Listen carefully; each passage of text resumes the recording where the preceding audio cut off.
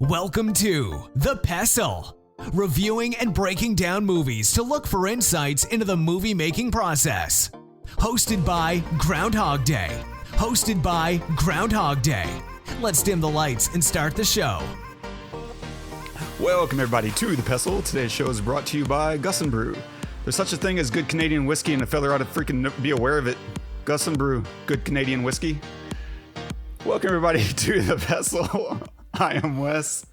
And I am Todd. And this is a film podcast for film nerds and connoisseurs. We don't really cover a lot of, poppy things, I would say.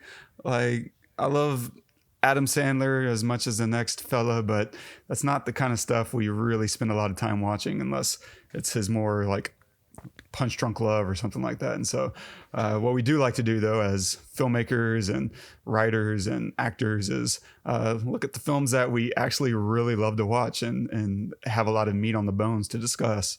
And so I think today we've lined up a really good one to chew on. What are we covering today?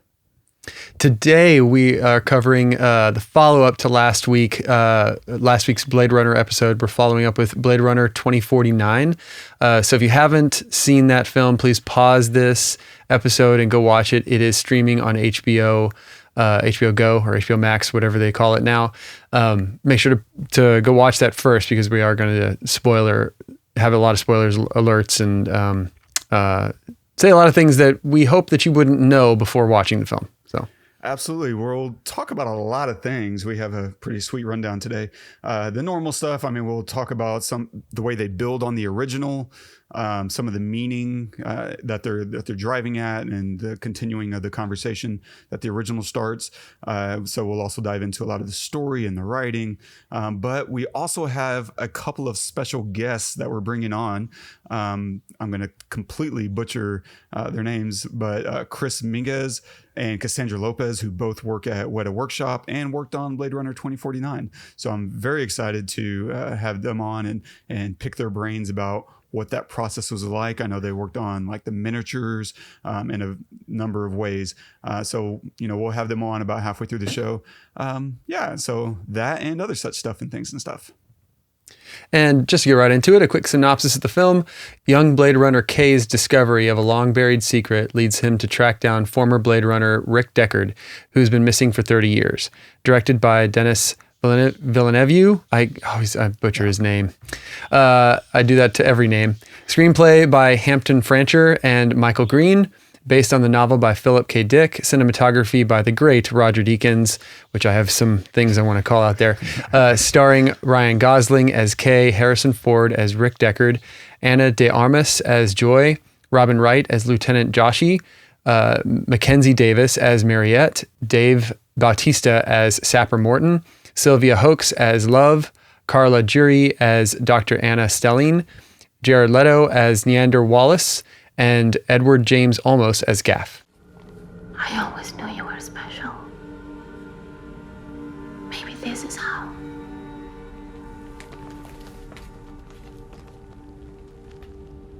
A child of woman born, pushed into the world, wanted, loved. And if it were true, I'd be hunted for the rest of my life by someone just like me.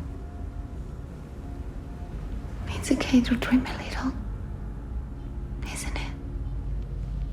Not if you're us. I remember watching this in the theater with you, and credits roll, the lights slowly come up, and we sit kind of letting it wash over us for another 20, 30 seconds before we finally just kind of looked at each other and we're like, I freaking loved it. Like, we were just, super stoked about it. And I don't know if you've seen it since then, but last week, you didn't have a great reaction to the original. I believe you said it, to quote you, that it's like eating 5-star food out of a lunchbox. And so yeah. I'm wondering if how did this play? One, have you been watching this since then, or is this the first time you've rewatched it since the theater? No, I think this is the second time I've seen it outside of the theater. So I watched it once and then again for this episode. And it is a great movie. It is so good. Especially, honestly, it's even better having watched the original right before it. Yeah. And honestly, it makes me like the original more, and respect the premise of the original more, right? So, but there's a lot of amazing things that this film has that the original obviously didn't. And come on, there's 40 years separating them, however much. So I get it, but the cinematography is incredible. The patience is still there, right? They captured a lot of the original feel of like this grandiose, these huge wide shots, right? Of showing the city, showing the debacle that is the world now, showing the dirtiness, the darkness, the overcastness, and flying you through all of that. They still have a lot of that. So they held to that premise, which was really great. But there were so many like more levels to a story and excuses of why, he still has to, he's like Kay is a detective. He still has to go find things that are difficult to find and answer, find clues and handle clues and follow up on this and that. And he still has to do the same things that Deckard did in the original, but the story just makes more sense. I can look away for 2 seconds and look back and know where I am, and that doesn't make it less of an iconic film to me. Like, to me, that makes it like almost more, because it's more inclusive. Now, we talk ad nauseum on this show about we don't like being handed things, right? We like make me work for it a little bit. And I still think that this film does that. Yeah. They visit a lot of stuff that they then follow up on, the buried box at the beginning, where they follow up on that. Like,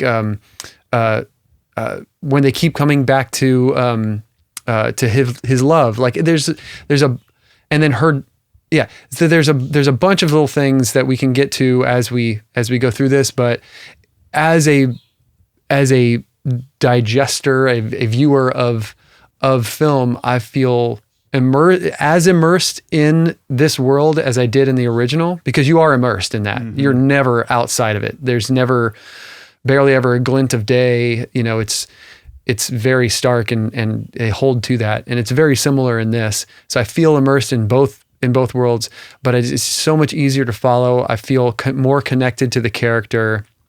It feels like there are more layers in this because there are more characters that I care about, as opposed to like, in the original, I wasn't sure to care about the replicant that he falls in love with.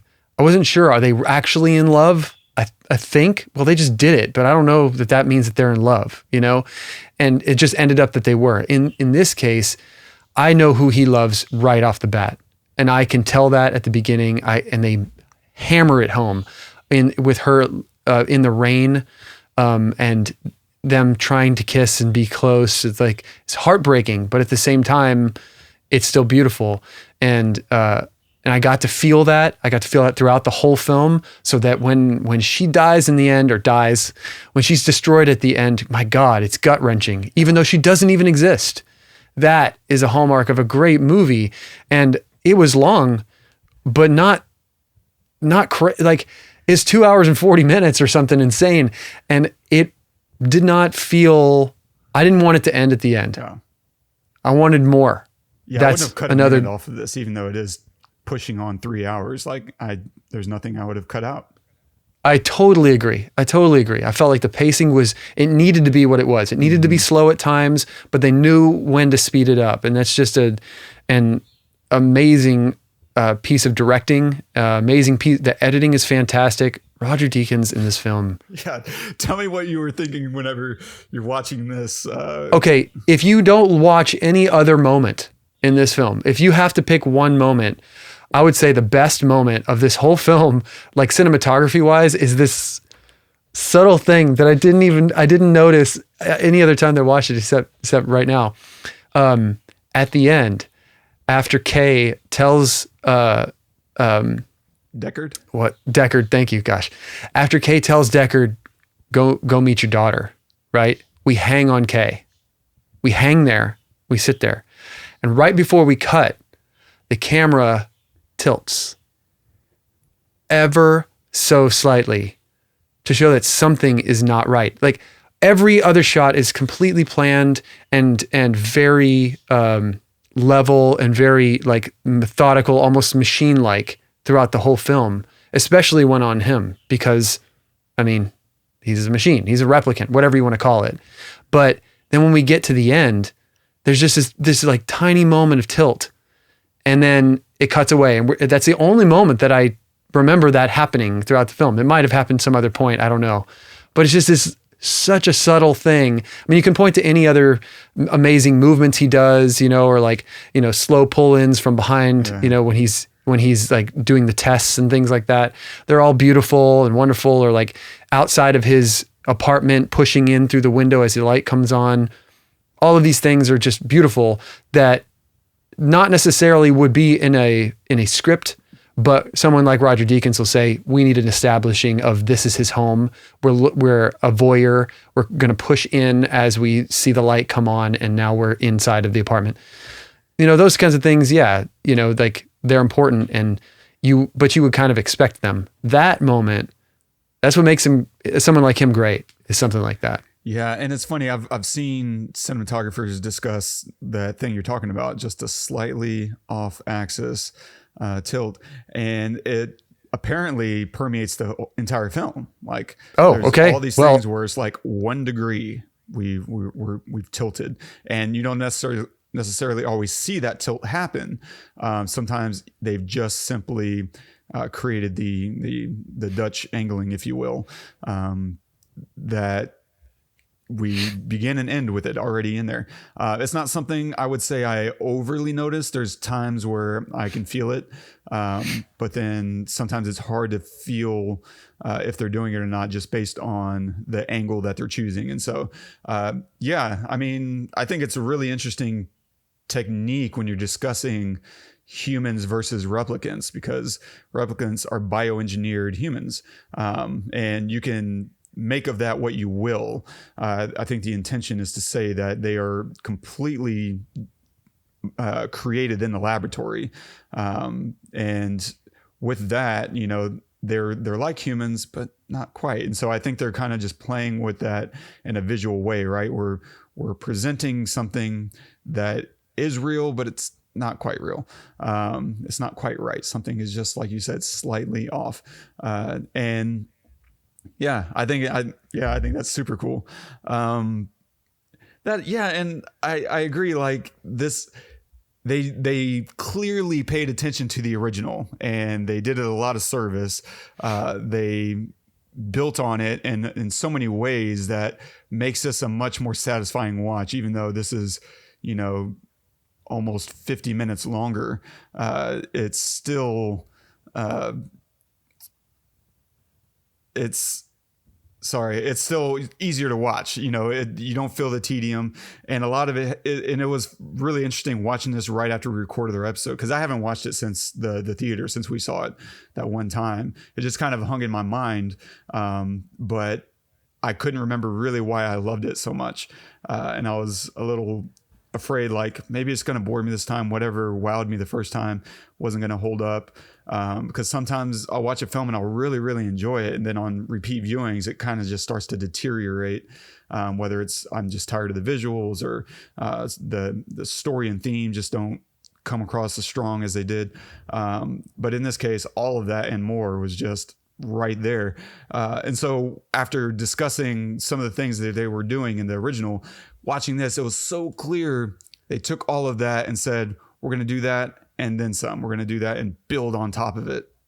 Whether you're talking about like the visuals, right? We still have a lot of that heavy atmosphere, the neon lights, the rain, the weather, the snow. In this case, I don't remember if there was snow in the original, but here in the same day, like we experienced rain and snow, just depending on the location. And then of course you get on to, I think it's Vegas, right? And suddenly it's you can feel the radiation and all around you, right? Even though he's taking this reading and it's like the radiation is nominal, whatever that means to a replicant. And so they built on all of that, right? They still keep that noir, hard-boiled detective that you were talking about earlier, right? He's following the clues. The flower leads him to inspect the ground, and he discovers a box, and the box contains a body. The body shows signs of birth, but they discover it's a serial number. It's a replicant. It can't give birth. And it just continues down this path, one small clue at a time, to all these discoveries and more questions about replicants and their place in the world and what the world is turning into. And it's all there in that noir kind of, aesthetic. But then on top of that, they build on the ideas, right? The questions on what it means to be human and what it means to be a replicant and what are the differences really. It builds on that with Joy. And I'm really excited to talk about her later. Because I think she's the most interesting character in the entire film for a whole host of reasons. But on top of that, they honor all the world building of the original. They don't say, okay, we're going to wipe away everything that was done before us because, we think it's whack or whatever. Like they take it all and they're like, yeah, the original was like Nexus 6s and now we have Nexus 8s. And they open it up, right? Now we have open-ended lives instead of they're dying. But they also build into it the idea of why they opened their lifespan up instead of them being afraid of them. Instead, it's like we need more labor, and if we keep killing them, we're not going to be able to build out the labor that we need to conquer the universe. And that's kind of Wallace's whole goal, is expansion and conquering everything. And so they build on that way. They honor all the world building with also just these homages, right? The photos, he finds these photos and he inspects them for clues. All the aesthetics and the visual styling, Japanese fused with Western styling. And they continue using these really large, minimalistic and monolithic type structures. The DNA serial numbers themselves lifted right out of the original, right? They put it under the microscope and they start like diving in.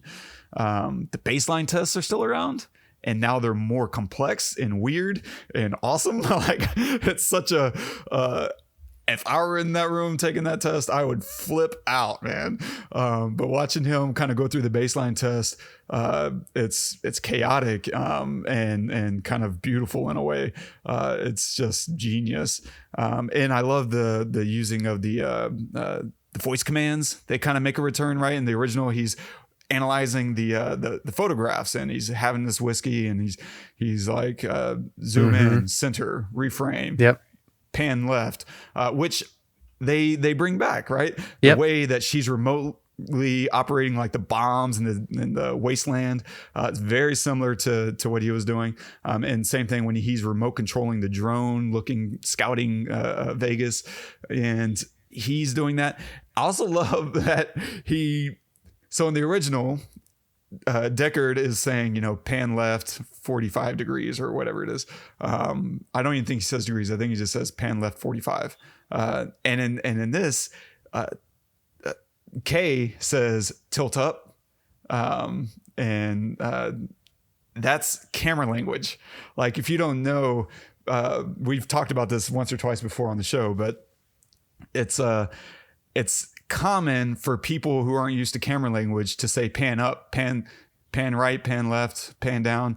Like there's very specific commands for camera language, and it's a detail that Denis, of all directors, seems like he would nail, because panning is a left to right thing. If you think of your head like the camera itself, and you look left to right, you're sitting in your seat and you just look left to right, that's panning. That's what you do. If you look up, that's tilting. Up and down is whenever you kind of look up and down. But then you can also boom up and down. So if you're seated and you decide to stand up, now you're booming up. Or if you decide to seat yourself from standing, you're booming down. Like there's movement involved. And these are all very specific camera languages to make sure you and your cam op or your DP are all on the same page. Because if you start saying pan up, then you're signaling to them, for one, okay, they don't really know how to ask for exactly what they want. And so now I'm going to have to make sure I understand what exactly it is that they're wanting, because they're already using the wrong terminology. Whereas, if you start saying tilt up, they're like, okay, I know exactly what you want. You're not wanting to reframe the entire camera. You just want it to look up. Whereas if you say boom up and look and tilt down, now that's a cinematic movement, right? Because now you're lifting the camera while also pointing it down, and you're creating this feeling of rising or being towered over. Like, that's a very specific type of camera language. And so it's a very small thing that they did in the script that I'm like, they're being pros, and I appreciate that. Yeah. That's awesome. And it just, the hearkening back to the original is done in a subtle way, but in a way where people who know the film, they catch, that where it's an homage almost, but they are leaving it behind in a way. They weren't trying to make the same movie, but they also weren't trying to abandon it, which I think is really, really brilliant thing to do. And I think that a lot of other filmmakers that do this kind of thing, or a lot of the studios that do this, where you either rehash something or you're making an extension of something that was loved in the past, you should learn from this. Yeah. I mean, yes, let's have homages, right? But we are making something new. But it needs to live in the same world, right? It needs to be in the same the same universe, right? Of where this is. Like, I feel like this is a futuristic universe of the first version. The first version had CRT screens, whatever, and this has flat screens. It had flying cars, but they were much more rudimentary. This has drones that didn't, there was, there's a lot of, the lighting is different, is more colorful than it was there. Yeah. Yeah. Yeah. So I feel like I'm in that world, but it is a future version of that world, which is really, really great. And I can name a couple of other studios and a couple of other projects that has not happened, and you feel like you're in a totally different universe for, as like a little Easter egg there, in those regards. And it feels jarring. It feels incorrect from the get-go, from the very beginning. So yeah. No, it's a big I deal. really enjoyed it. Yeah. And Denny's great, man. I'm such a huge fan of his, to be completely transparent here. Like, I love his camera language is always incredibly strong. Like, he's famous. If you go watch almost any of his movies, whether you're talking about Enemy, Prisoners, Sicario, even anyway, he does a lot of these long, slow camera pushes, right? And in this case, in this circumstance, and I think this generally works, but it lets us kind of slow down and just observe a little bit more. We dial into the emotions on screen, and it also allows action to really feel like action. Because the one thing that he's really great about is, especially in this film, there's no gratuitous action. Everything is well placed, like the gunshots, the bullets, the missiles. It's not just doing it for effect. Everything has a purpose. And so you never feel like you're really in an action film. And if you're going to do that and get the most bang out of your buck, it goes so much further whenever you do slow down the camera language, whenever things do, spend more time, and you can kind of control the viewer's heartbeat in that way, right? The more you're just kind of settled in. And then whenever these explosions do pop off, they feel that much more dramatic and serious, instead of just something that isn't very threatening. And so even in the opening sequence, when Kay gets stabbed, you feel that a little bit more, and you don't know what that really means in the context of this world. And I think they use that to kind of spell out that he's a replicant, he's not human. But every time he gets hurt, every time anyone gets hurt, it comes through a little bit stronger. And I think a lot of that has to do not just with the performance and the writing, but also with the cinema language that they're using throughout the entire film. And how do you remember, so the building in the first one, right? The towering, like tilting building or whatever. Yeah. Now we have that still. And yet there are 3 gigantic, massive towers that dwarf that one sitting right behind it. Crazy scale. Brilliant. brilliant setting that world up. We're going to put you right back in that world, but there's more now. Yeah. There's bigger, there's more ominous, there's, so many other things, but it's such an homage. And that building was such a focal point of the first film. It would be really tough to not show it. Yeah. In this film. And they show it, but just a little bit. They just give you a little, right? And what's crazy is that's an actual set piece. It wasn't I know. CG. Yeah. And to that end, maybe we should pause and see if we can get Chris and Cassie on the line to discuss, because that was literally what they were building. They were building that set piece and probably a few others. Yeah. So we would love to. Let's do it. First of all, Chris and Cassie, thank you so much for for giving us some time to discuss this project. Y'all both work at Weta Workshop, is that right? Yep. Nice. So I'd love to hear some of your backgrounds, like where did you come from before I kick into Cotton Eye Joe here, and how did you get to where you are right now? So for the both of us, we used to do a lot of conventions and things back in the States. And eventually we met up with the Weta crew doing that convention circuit and ended up working for the booth. And I was doing shows around North America working for the company. And then I went to Korea and Mexico and stuff, and eventually had them fly us down to New Zealand because we were useful. What were you making at these conventions? What was on display? What was the conventions about? So most of them would be Comic-Con, different comic book conventions and pop culture cons and things. So Weta Workshop has a very large consumer product space, so making statues and just interacting with the fans and stuff. And so that was kind of our intro into the company. But it wasn't like we weren't creative people beforehand. Right. We were always making stuff, part of a stage combat troupe back in Seattle doing jousting shows and things. So playing with swords as a hobby. Cassie, you were part of this troupe as well? Yeah, I definitely was. I'm quite small, so my role in the stunt fighting and sword fighting thing was usually being tossed around, and I always got to win because there has to be a bad guy, and usually the bad guy that tosses around the tiny female gets their butts kicked. So that was glorious. I loved it.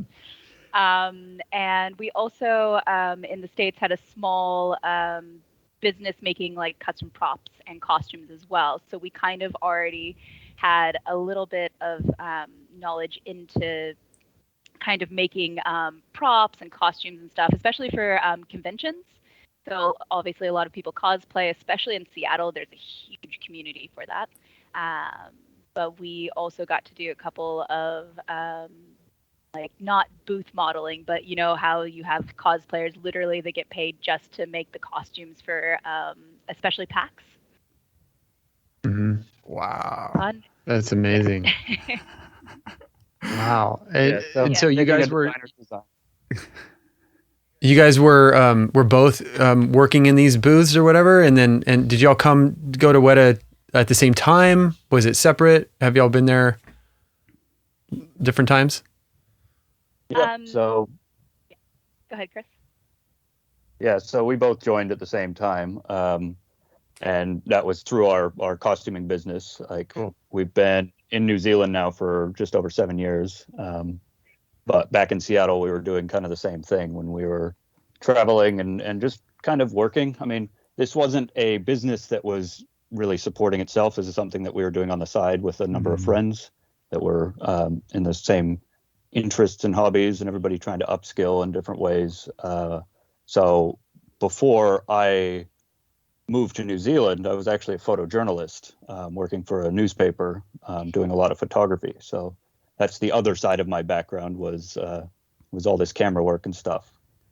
Interesting. And so I guess pulling y'all into Blade Runner 2049 was a bit of a no-brainer on their part, because especially, you, Chris, having this well-rounded background between your photography background and your ability to sculpt and model. what was that process like in terms of getting involved in the project? And then was there ever a question that they were going to build what we call miniatures? Or was that a process that they had to feel out first? Was there a bit of an auditioning for Weta Workshop to get that kind of project? So kind of back up pre Blade Runner, we were working on a kid show that used practical effects and miniature effects that would drop in CG characters, which is a remake of an old show, and it's called Thunderbirds Are Go. And so we had a model shop already set up, and that was run by Stephen and Joaquin and Ben, and I was there to help with miniatures. And once we became a really tight team, that's where we kind of expanded doing bidding on other miniature jobs. And one of those was, of course, Blade Runner. Like that was a big production happening in Budapest, which is quite far from New Zealand, obviously. And they wanted to shoot the visual effects at the same time as the rest of the film, which is crazy. Like that movie was a very tidy job, the way that they ran the whole thing. Like we finished our visual effects miniatures in December of 2016, and the movie came out in 2017. Whoa. Like that's crazy.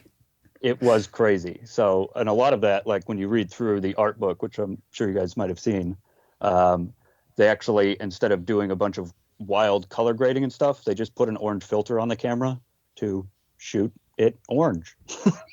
What? So you guys handled the worked on the miniatures. I mean, was Deakins, were you on set with Deakins? Were you like watching him do his thing? No? Okay. That would have been amazing, but because we had our visual effects to shoot, we were doing a similar Skype call thing with our art directors back to them simultaneously. So basically they'd spend an entire day shooting the film, and then they would see our rushes of the stuff we're shooting and seeing if it matches back and forth.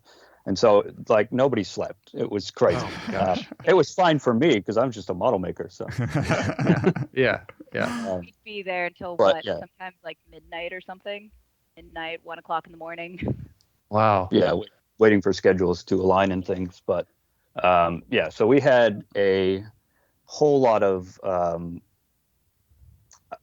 stuff to live up to, being that we were creating something from the Blade Runner universe, and we were doing it with practical effects. So that was a kind of a step forward for us in our careers, going, okay, we're not just making a kid's show anymore with like campy, it has to look scratch built for the universe. Like we're now paying homage to what is arguably the greatest miniatures ever used in film. And we're just trying to update them, right? Expand the universe that's already there with a bit of age.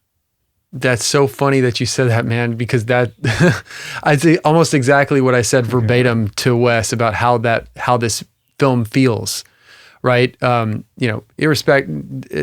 not even talking to you guys into account.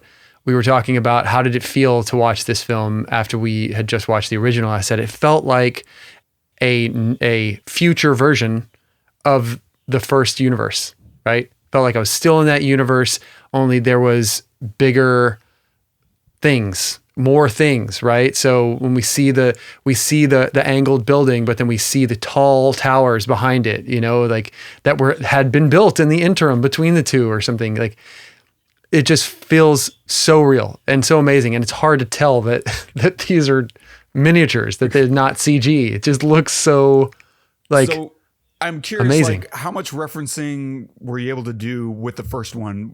Did they give you models, photos, behind the scenes stuff? Did you have access to the actual original miniatures, or was it just we're going to go and look at it a little bit and just kind of go from there? So we did an awful lot of research into the world, obviously. And Stephen, the art director, he put an awful lot of work into Philip K. Dick back lore as well. So went into like, what is an expanded universe? Like what is off-world, right? And whatever ties into the Blade Runner world. We were thinking we might be doing the Tyrell building as well, the old one from the original movie, but that was kind of terrifying in that you have to get it exactly right. So that one is completely CG. We didn't have to touch that and try to make something that was already perfect again. But we did do the Wallace building. And so the big reveal that you see through those 3 tall towers, I think the scale of that in reality would be about 3 kilometers in the air. I think that tower is 5 meters tall. I think when we put it all together. I was going to ask how big. The LAPD building was 5 meters tall. The Wallace Tower was only about 3. So 3 meters is roughly 9 or 10 feet. 9 feet. But those are those big triangular buildings. And what's crazy about those is when you get to that kind of scale, there's no detail in something that large when you're trying to represent it as a small thing. And so that one was probably one of the simpler builds in that you couldn't just cover it in Nernies and make it just oozing with detail and rust and things. There's only lights like on the top level, which we did with little fiber optic cables. But like if you were to scale those up to real size, they'd be like about as big around as my house.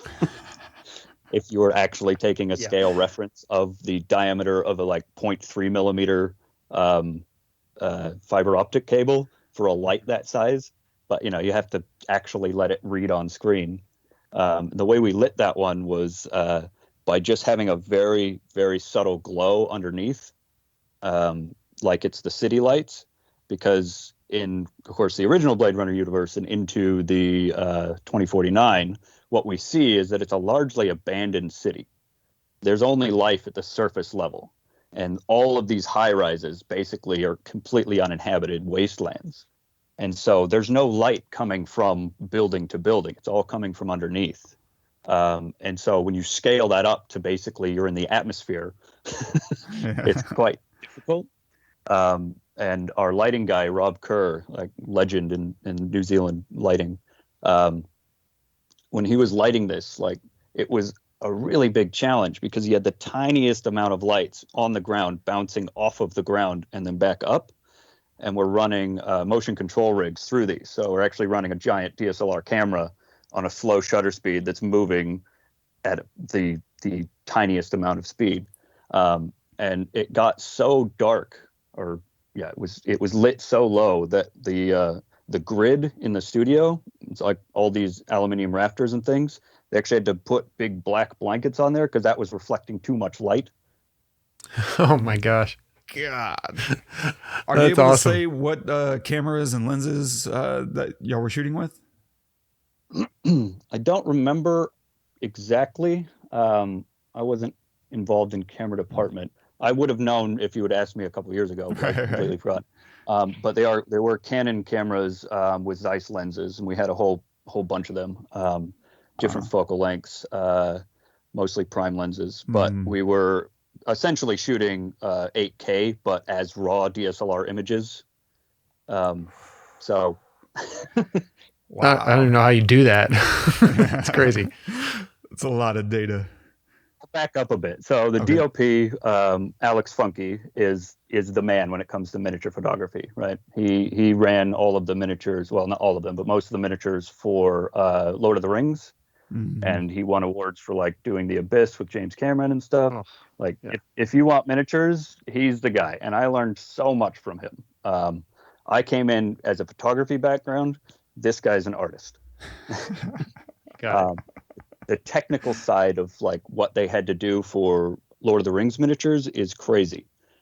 You'd be rolling on these motion control rigs that are largely hand-built monstrosities, but you're actually running film. And you don't get enough light onto the film running one motion control pass. So you actually have to load the film back into the camera and make sure that every frame is actually lining up with where it was in the room with that motion control rig. Wow. And they had to run it through 2 or 3 times to get enough light on the film. That's insane. How is that even possible? That's some real old school. They're wizards with DOS. Yeah. that's the background, and that's the caliber of people that were involved in this project. We actually used the same motion control rig that was used for Lord of the Rings. The thing was, it was destroyed in a fire a number of years before when it was in storage. So it had to kind of be rebuilt and rehashed, and so it was renamed the Phoenix. Awesome. Yeah, of course, rising from the ashes. But this thing is like, it's the biggest, heaviest thing. It like looks like a predated car robot, except that the extension arm is, you know, a piece of steel about that wide by about that wide, and it. You'll have to see some of the behind the scenes pictures of this thing because the reach on this was incredible. But the thing was, it still ran on DOS. That's why you said they were DOS wizards, right? That's awesome. Now it's easy to make a camera. Well, I say easy because I don't know any better. I'm a practical effects guy. But to get a digital camera to interface with a motion control rig now is, you know, that road has been paved. There are experts in those fields. But what we had to do was, luckily, not run on film. We're running these large DSLR images, but we still have to match every frame with where it is in the room. And what I mean by that is we're actually running visual effects passes. So, you know, when you see like a digital visual effects shot, how you can kind of see the layers being added and added and added. We just did that, but practically. So we would light, say, the LAPD tower. We would light it in different ways, but run the camera through for the exact path over and over and over again. And trying to get that to line up was a big challenge for a lot of the team. So when we would, say, want to have all the lights flashing on the building, we have all the fiber optics hooked up to flash in sync with, like, let's say, every 7th frame on the camera or every 20th frame on the camera or whatever. Now you have to math that backwards to say, okay, what is my shutter speed?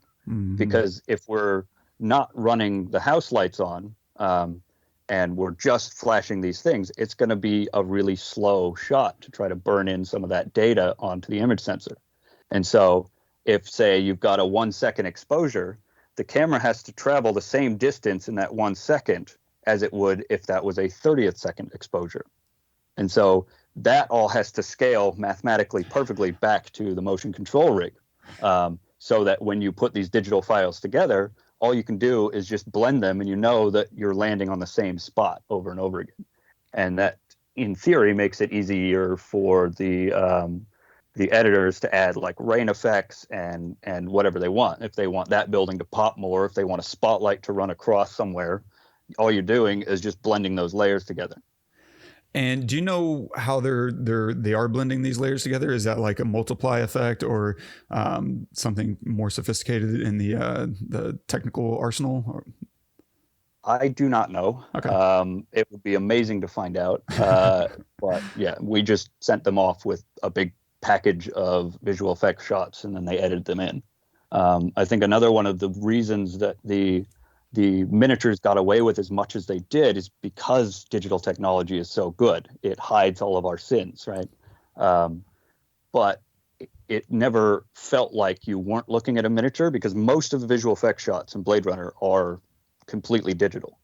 But some of those digital effects shots have our miniatures in them.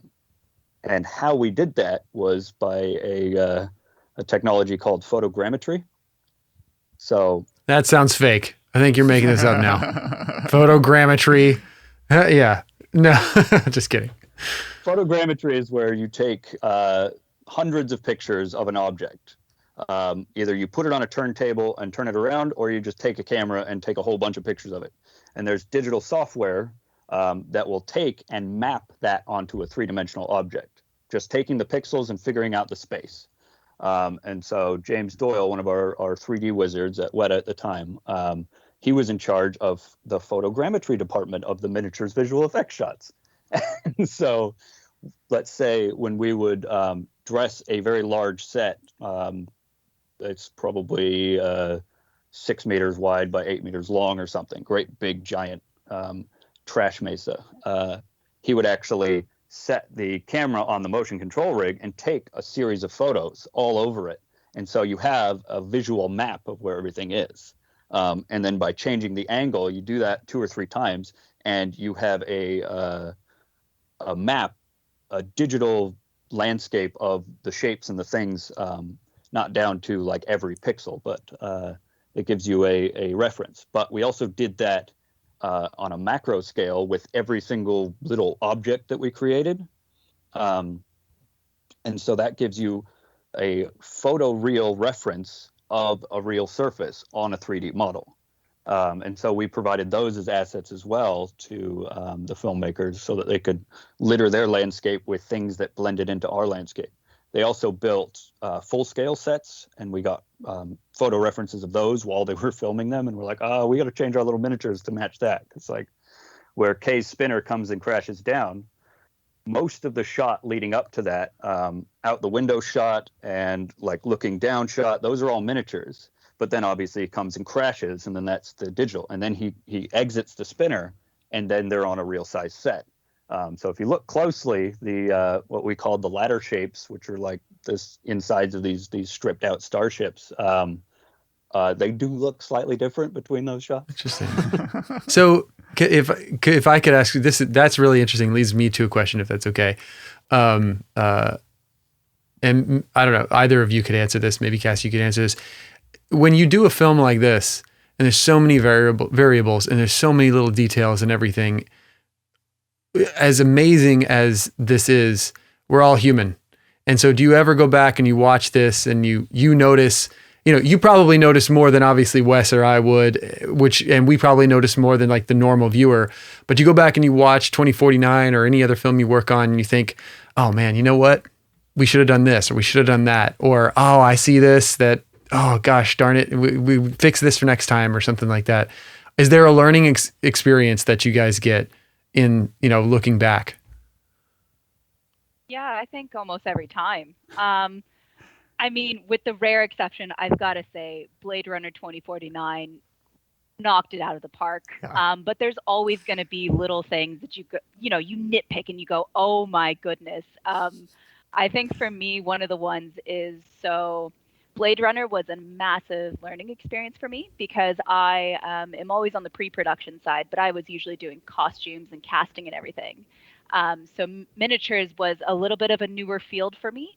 And my very first little antennae topper that we put on a lot of the buildings surrounding the LAPD building, it was just like actually super glued together and like nuts and bolts, and it looked bad when you look at it close up. Like it is not great, but from far away, it actually is quite eye-catching. And I actually was able to spot it out in like the movie poster. Oh, and that's so cool. Brought it to like the convention. I think it was, what was it? I think that it was the 2017 one that we went to. They had one of the miniatures from Blade Runner, and then they had one of my building toppers, and I was like, you've got to be kidding me. That is like literally the worst thing that I've ever made, and now like hundreds of thousands of people are being able to see it up close. It's like, oh no. So I'm just like in the background at this convention being like, are they going to know that that's just a piece of wood and that there's a ton of screws sticking out of it? And like the paint job was okay, but again, it was like, okay, you have, I think Steven Saunders gave me like 10-15 minutes per one of these building toppers, because like it's a massive set, so you have to make quite a few. So yeah, like you do end up, nitpicking things, I guess, but in the overall scale, you're not going to be able to tell at the end of the day, like unless it's something like a hero's sword. And they pull it out of the scabbard and it's like a really cool hero shot and the sword is all wobbly. Yeah. That's the only one that gets me no matter what. I'm like, oh no, they did not replace that stunt sword. Yeah. Awesome. And so I am curious, can you talk a little bit about the process of creating some of these miniatures, like the modeling? Is there a lot of iterating between the modeling and when it gets on set and how, when you start working with it? What does that all look like from beginning to final touches? So at the beginning, we get a previs, a very rough pre-visualization shot of how they want things to line up, like the pacing of the shot that they need, the building elements that need to be in those. And so from there, each of the largest buildings is kind of picked out. And we had 3 different 3D modelers on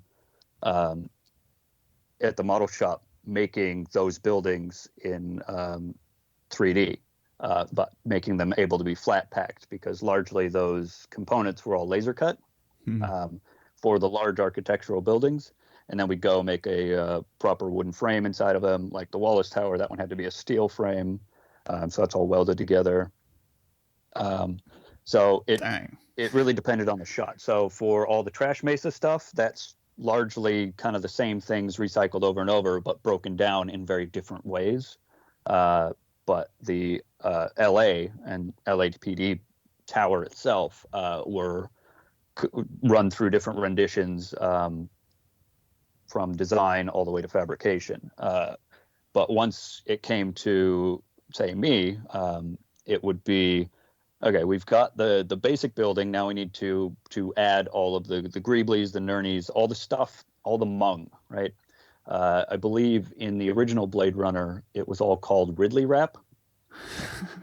You just keep wrapping the buildings with stuff until they look sci-fi. And so we needed to do a nod to that. And being a photographer from a small town, when I moved to a larger city, I always just was enamored by the collection of detail hanging off the side of an old building. And each detail is a story element, right? And so we had a small army of model makers working on all these things, which was incredibly cool, because it kind of enabled you to reinforce the fact that this is an inhabited area, right? Everything that's ever happened to these buildings is done by people of different times and different ideas of what's good enough, or with different resources. One of the greatest references that we got was, we had a relatively substantial earthquake here in Wellington in 2016 while we were working on Blade Runner. Like, those of us that were on set were actually evacuated from the studio because the highway out there was starting to flood. And so there was a bit of damage here in Wellington, and then you could actually go and see these buildings. They weren't horribly damaged, but there was a number of apartment buildings right next to the highway driving through downtown Wellington that all kind of had cracked windows, because as the buildings shifted, they all broke. And what was incredible to me was seeing the different solutions that everyone with the same problem came up with, because this entire tower had nice plywood over it. This entire tower was just tape. And it was just like the building managers had different resources to fix the same problems. And so we kind of applied that look all throughout Blade Runner. Is, okay, well, this guy got a good deal on the air conditioning units or whatever. Or there's only one person living in here, and so you see all these electrical cables running into one apartment, and everyone else is completely ignored. And it's just like broken windows or no lights on and stuff. And so those types of references is what works to camera. And I guess I can speak a little bit to how we decided where to put those kinds of details, because if you wrap that around 4 sides of a building and you only see 2 sides of that building, well, you've wasted half your time. So a lot of these buildings were only made 2-sided or 3-sided. And that meant we could actually get into the back, because they're actually lit by one giant LED strip on the inside. And then there's just little cutouts for the windows. So the whole thing's essentially a lampshade. And that way you're not trying to light little tiny windows. You're just blocking off things and adding colors to things and the like. That way So too, we could get in and actually add all those little elements of, like, maybe in one person's home, the light's a little bit different color, so you just add a little like sheet strip of like the gel lighting for cameras and stuff. Or again, you just put a little piece of tape and you're like, well, that one is boarded up. So quite fun. But how we decided how that would work is that Alex Funky and I, we built, before we actually were on the studio set, we just built a little black tent in the model shop and we're running camera tests with like just little party foggers and things to kind of get the atmospheric haze as well, just for photographs, just using my camera as a stepping stone into what we should scale up and what would be a waste of time because it doesn't work to camera. And so we did this a number of times, trying to figure out what our ground dressing would be for different elements. And like Cassie was mentioning, that the building toppers that we developed were not necessarily in the previs or the design, but we needed to break that perfectly straight line off the top of all these buildings because it just didn't look good. And so I knocked up a bunch of these building toppers, threw it on one of these buildings, and then we lit it in different ways. And trying to do the warm glow from underneath the building and a cool glow from on top kind of helped. The thing that really sold it, though, was giving it a very fragmented paint job. Basically, it was like a kind of a shiny black, kind of a gunmetal chrome black. So it had a bit of specular highlights to it, but then we just hit it with a few different colored lights and then left it alone, and that worked to camera. You look at it up close, and it just looks like you didn't try. Wow. But when you see it in the shot, in the movie, it looks great because we made a visual effect. We didn't make the world's best building topper. Yeah. It doesn't matter what it looks like in real light. You look at some of these things up close, and yeah, they were really rough. That's why seeing some of them, in a cabinet display under like proper lighting, you're like, no, it was meant for like middle of the night, like shoot, not for daytime. Look at it really close. And so whenever That's hilarious. Cassie, you said you worked on, painting some of these buildings. Is that process really just as simple as, it sounded like Chris was describing, where you're just kind of eyeballing it until you feel happy with it? Or it's a bit of both, because like obviously you always need like your base layers for whatever part you're doing, whether it's like going to be trash mesa or whether it's LAPD building and stuff.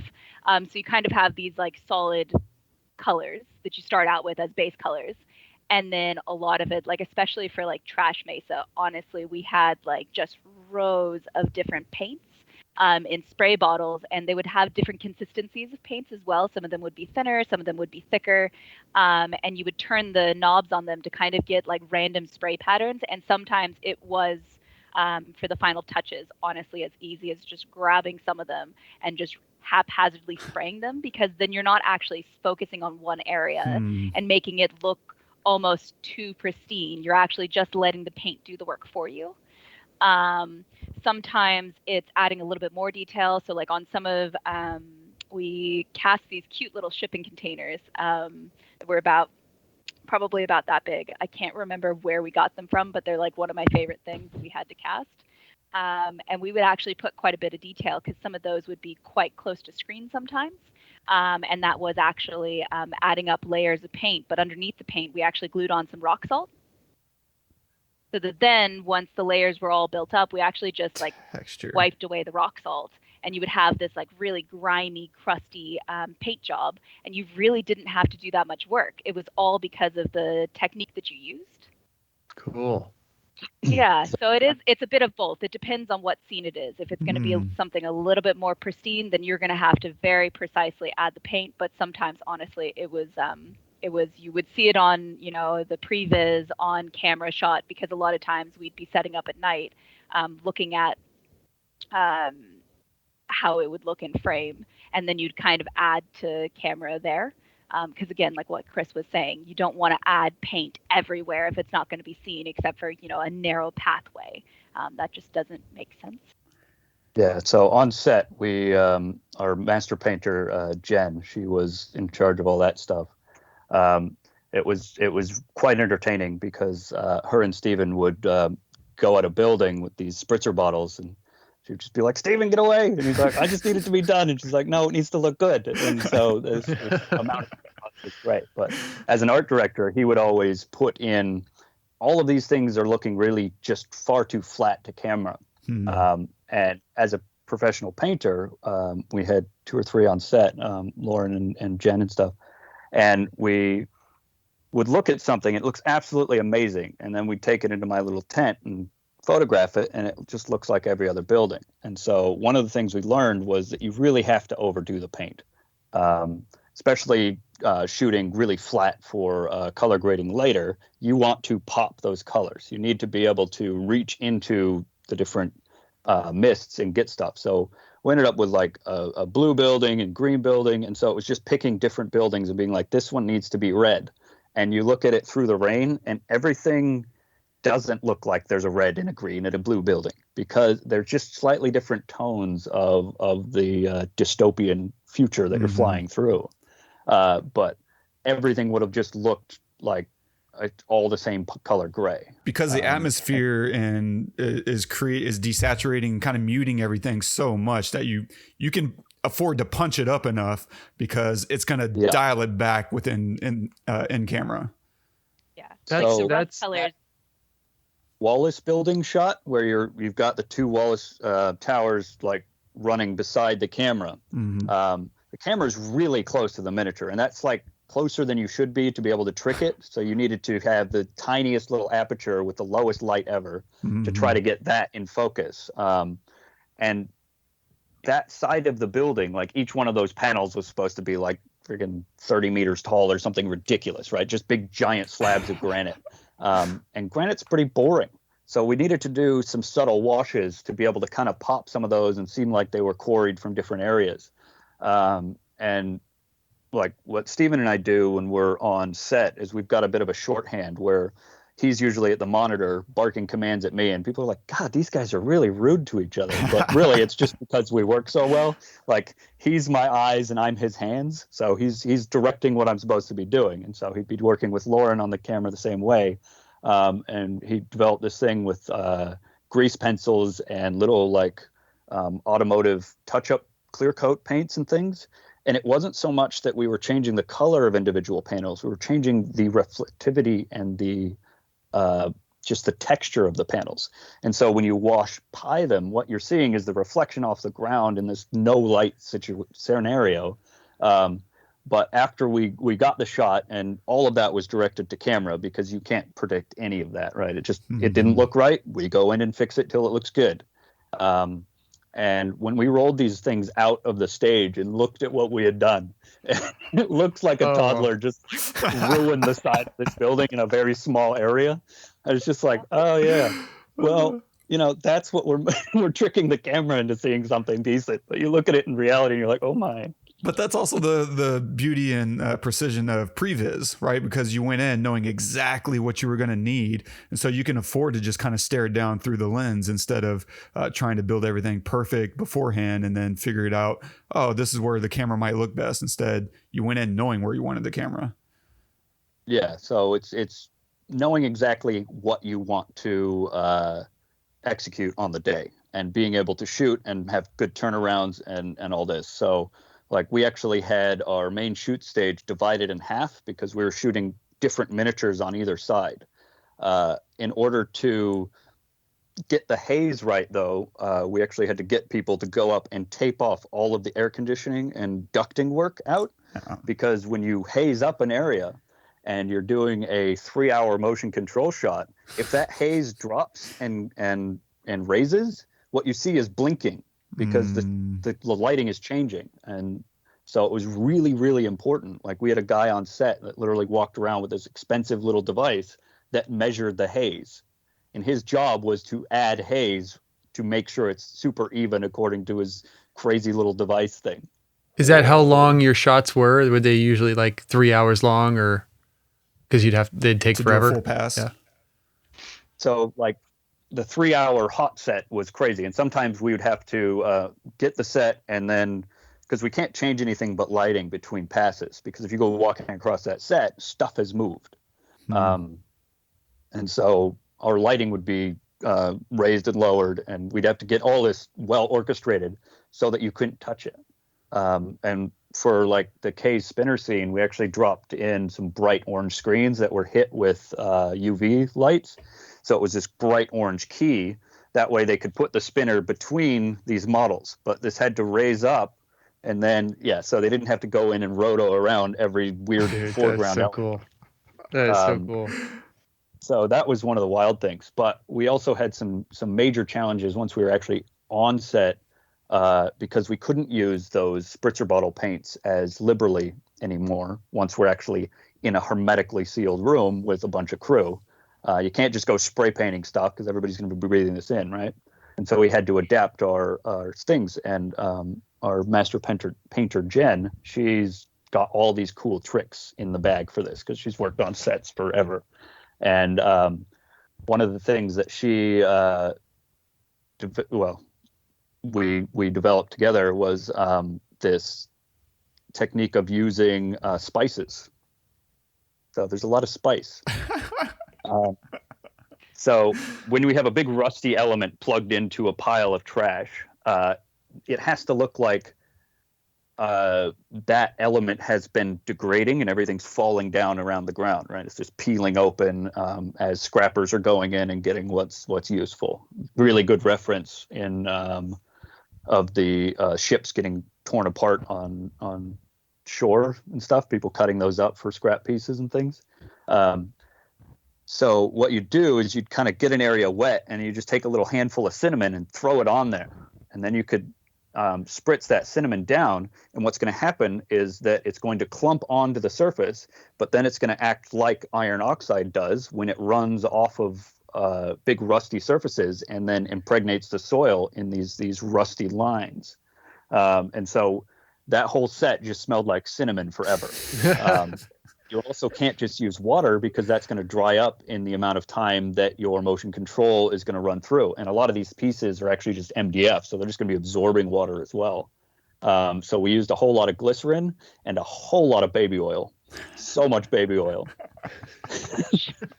A little goes a long way. So a lot. It's saying a lot. We used I think we bought the large grocery store out of cinnamon like 3 or 4 times. And we just had bottles of baby oil everywhere. And we'd have to get these really long spritzers because between camera passes, it's like, it's not quite as glistening as it should be. And so you're just kind of like reaching over stuff, trying to cover it in baby oil. What's that first trip to the grocery store like? Where you like buy them out of baby oil? They're like, "What are you doing over at Weta, guys?" Yeah, sitting in They baby always oil. know that it's Weta usually. Yeah, right. We buy places out of stuff. Like, it's ridiculous how many times it's like, and there's no more of this particular paint in the country, or in all of Wellington you can't find this item now. You know, I think this is like really interesting to hear you guys talking about this. Because a lot of when we do these episodes and a lot of what we talk about is to kind of demystify the filmmaking process. Obviously, a film like this, you're not going to demystify it unless you're actually making it. I mean, and I think probably even if you're making it, it's still a miracle something like this can get made. But to your average filmmaker, something like this is it's like crazy to think about this kind of thing being made. And so to hear you guys talk about like, we threw cinnamon on it and glycerin or baby oil, or like, you know what? It looked one way when it went into the tent. And in order to make it look good on camera, it looked completely different coming out. And we just did what we had to do in the time that we had. Is actually pretty freeing in a way, to hear you guys talk about that. It's just, you're just a bunch of people trying to make a piece of art. And it's pretty fantastic. And it absolutely reminds me of, watching Foley artists who are like taking a carrot and whacking it against a flip flop. And they're like, oh yeah, this sounds exactly like the rain that I wanted or whatever. It's just utilitarian to the extreme. And it is very freeing because you don't have to have, everything, it just points to resourcefulness is really, everything that matters at the end of the day. And a good grocery store. A good grocery store. Yeah, good grocery store. Yeah, and also good op shops as well. Mulch? Mulch. Yeah, we went to the landscaping place constantly because Trash Mesa is this pile of stuff. We also had a company develop that we've worked with for several years that makes our miniature dressing. Here in New Zealand, Scenic Textures, I think, they actually made us some special, what was it? It was shredded up bark that was all dyed. Okay. Well, the coconut huts are different, but these were all these little chunks of wood that have all been dyed different colors and then added back into a large mix. And what that looks like from the air is a lot of little packed down rubbish bags and things of various color, and it's just that visual mung that you see in like overhead shots of landfills and things. And so we had about 3 different scales of that, which you could add to piles like rust pieces breaking down or whatever. We took a lot of aluminum sheets and trimmed those up, like those newspaper press sheets. We used those. We painted those. We used a whole lot of straws and cut those into different sizes as pieces of pipes hanging out everywhere. Rolled those in the cinnamon, painted those and all kinds of different stuff. So you have all these pipes. The toilet paper was a different technique that people got mad at me for because it looked so good. We'd go to the mulch and try to get the stuff that we can fill the set out with and then put your hero dressing on top. I think one of my favorite dressing elements that I think Ben found was going to the recycling center and digging through the wire shielding when they're recycling copper wire. Is all of that colored plastic is just perfect piles of trash bags at that scale. All the little whites and the blues, and that kind of was our offset color when we're dressing this really orange red rust set, is to add these what would look like shopping bags to our areas. And then the final dressing hero elements, once we've actually got all of the large pieces established, we'd go in with all these little things and make little trails for people. I think Steven dressed in a hobbit hole that you never saw. Oh, awesome. It was awful. It was amazing. But what Cassie was saying about the toilet paper is, like, I would just go to the bathroom in the studio and just come back with this great big amount of toilet paper. And then I'd use PVA glue that had a bit of dye in it. And I had all these wires strung up everywhere that, like, they actually did 2 things. They made it look like the people that are scrapping all these pieces are trying to have some sort of health and safety or whatever, holding these pieces down from falling over when they start cutting them apart. But they also help keep the pieces in place, like actually on set, pulling all these wires and things. But something you notice when you're looking at a lot of reference of landfills is all those trash bags wind up in the power lines nearby, in the trees, just wrapped around everything, choking the life out of whatever.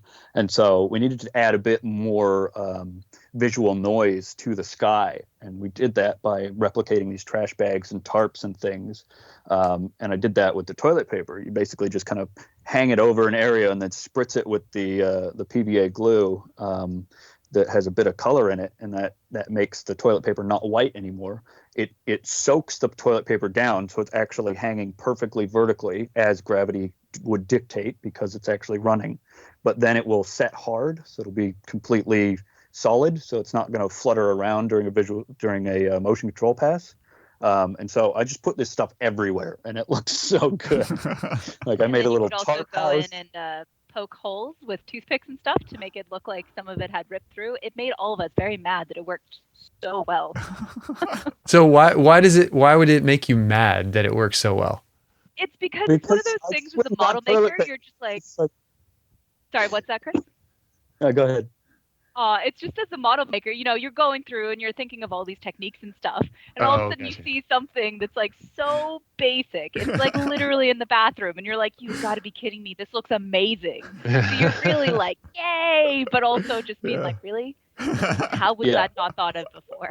Like you were saying earlier, filmmaking is a collaborative process, and a lot of it has to do with problem solving. Like, what's the problem? It's like, we need more stuff somewhere. And so when somebody comes back with like a stupid solution, you're just gonna raise an eyebrow, like, all right, what are you doing? And then if it works, you're like, well, fine. Yeah. And then you see like 10 of us going and like all using toilet paper the next day, being like, I got this. Yeah. Oh, it's so great. So great. So I'm not mad as in upset, but no, more I as get in it. like, dang, that works so well. That's awesome. So were y'all, I guess, fans of Blade Runner in general coming into this? And if so, like, were you happy? surprised this version of Blade Runner got to get made, right? Because I feel like most sequels or follow-ups, reboots, whatever, it's more about the spectacle. And this is not at all. Y'all created spectacle, but this was not at all a spectacle movie. This was very thematic, and it really does pay honor to the original with how thoughtful and layered it is. And so I'm curious to hear your thoughts just about the film in general. So when we were working in the model shop, you do a lot of research into what the generation prior has done, right? With miniature effects and how films used to be made, which are largely not made that way anymore, of course, for budgets and time and things. And the gold standard, again, is Blade Runner. And so as a model shop, everyone's aware of it, or they should be, not doing it, but and so, yeah, we wanted to pay homage, and when we were bidding on it, be like, wouldn't it be cool if we just worked on this? Because we like bid on the vehicles and stuff too, but we're too far away for any of that. But then when we got it, we're like, oh no, we're going to be the young fool. It's going to be us. Oh, well, we'll try our best. But largely, my career has been made up of sequels, prequels, universe extensions, whatever, because that's just how things are made now. Yeah. And like, that's where we're at. And so it was refreshing to see that the storytellers that we just helped tell their story were able to pay homage. Like, if it looks good, that's because we helped, right? Yeah. That's our only contribution. But it's the story, it's the pacing, it's knowing what they wanted to tell their story that made us look like we knew what we were doing. That's awesome. And Blade Runner, yeah, it's just such a beautiful, like, gold standard of miniatures. And so, getting that job, and especially getting to work on it as well, it's like, clearly it's only going to be, the most senior model makers and everything. And it's like, no, these guys know exactly what they're doing, and we get brought on, and it's like, okay, hopefully this is going to be a good story. Because that's the thing, is that when you're in pre-production, you don't know what the story is going to be like in the end. You can make something absolutely spectacular, and then maybe the story falls through, or maybe just something about it just doesn't hit the audience right. So when something like Blade Runner 2049, comes into cinema and you watch it for the first time and your jaw is just on the ground being like, not only is this visually stunning, like there's so many parts of it that are just, from anything from the miniatures to the on-screen sets to the costumes, like just all of it is just so beautiful. But then also having a story as well, like that's cool. That doesn't always happen, especially, again, in sequels and prequels and all that. So seeing the final piece was, there was a really big nerd moment, I think, for a lot of us when we got to have a crew screening for it. So I think one of the things that might surprise a lot of people is that I am militantly avoiding any trailers anymore. I don't watch film trailers at all. I can't stand the spoilers. I can't do it. That's Wes. That's me. Wes. Yeah. If it's coming on and I'm like, all right, well, I'll just, I'll leave the cinema and come back when the movie actually starts, because I don't want to know. I want the storytellers to tell me the story. Yeah. I don't want the marketing team to do it. Yeah. And like, this gets so aggressive that for me, I didn't read the script of Blade Runner. Nice. Everyone else that was working on it, not everyone else, but those that were making the visual decisions and things had access to it, and I just completely ignored it. I was like, I don't want to know how they're just going to screw it up. I will just go and see if it worked. And so, I didn't want to know who the characters were. I just knew, okay, Kay is a person that flies a spinner, whatever. And so I went in cold, and I was like, oh, that's the bit I know about. Oh, so it's like, I just need to know my scenes, basically. I need to know what it needs to look like, and then I'll pay homage there. And I just can't stand trailers anymore. And so when the trailer started dropping and everybody was talking about it, I was like, does it look good? And they're like, it looks amazing. And I'm like, sweet. Yeah, that's all. That's great. So were you, when you first saw it, were you I mean, I imagine you were proud, obviously, that you were part of it, of course, but were you like pleasantly surprised that they actually got the story aspect right and that it was just a good film in general? Yeah, and I was remarkably satisfied with it. I was like, wow, Awesome. I've not actually seen a slow burner film in a cinema like that in a long, long time, and it was just so great. When we were working on Blade Runner, they screened the original Blade Runner at the largest cinema here in Wellington and at the embassy, and we all, being the model shop, went and saw it. And for a lot of us, that was the first time that we had ever been able to see Blade Runner on screen and any variation thereof in cinema. And so we're all sitting there, and it's just like, I remember when we were walking out of it, my friend Joaquin, who was running the model shop at Weta while we were on set, he was just like, they're going to see everything. Like, oh no, we're not going to get rid of it. 'Cause, of course, the biggest Blade Runner fans will know that the Millennium Falcon is one of the buildings in the city shot of the flyover. And when you see it on the cinema, you're like, they didn't even try to hide it. It's just like sitting there, like it's ready to take off vertically somehow. Like, what? So cool. Well, Yeah. and then also seeing it on big screen as well, you can see, like, if you know what you're looking for, you can actually see some of the nurnies and random bits that they used. And I remember they were driving through a gate, and the gate was actually just the leftover parts of a model kit. So you know how you punch the holes, or sorry, you punch all the pieces out, and then you've got whatever's left over. They actually just used that as a gate, and then had like a little wire, like light strapped to it. And I had never seen that detail because I had never seen it on cinema, and I was like, oh yeah, they're gonna see. Oh my everything. gosh. And so, God. yeah. and so this is called kit bashing, right? Where you kind of you take a bunch of different models and take the parts and build something completely new out of it. And so I'm curious, was there any opportunity for kit bashing on 2049? Yeah, so that was more where I settled with what I was building. So I built an awful lot of stuff out of, like, having a model kit or a model shop already set up with a bunch of stuff to kit bash was great. But we quickly ran out of stuff because of the amount of stuff we were dressing. So, like, I'd say most of the building toppers that we made were all kit bashed. That's cool. We only 3D printed very small things. Like, we just needed exhaust fans, and so we 3D printed those and then mold and then gang cast those. So we just had hundreds of these things to glue on the side of buildings. We did the same thing with the building toppers, where Sean Foote and Alistair were putting these little model kits together to make molds of, to then replicate as different things, which is pretty standard. But I just like building stuff as one-offs. So we went to the store and just filled up this massive bag full of all these crappy toys and terrible flashlights and just weird plastic things and bottle drink tops. And I was always going to catering and looking at all their food containers and things. And it's just like, what are you doing in here? It's like, I need to build something.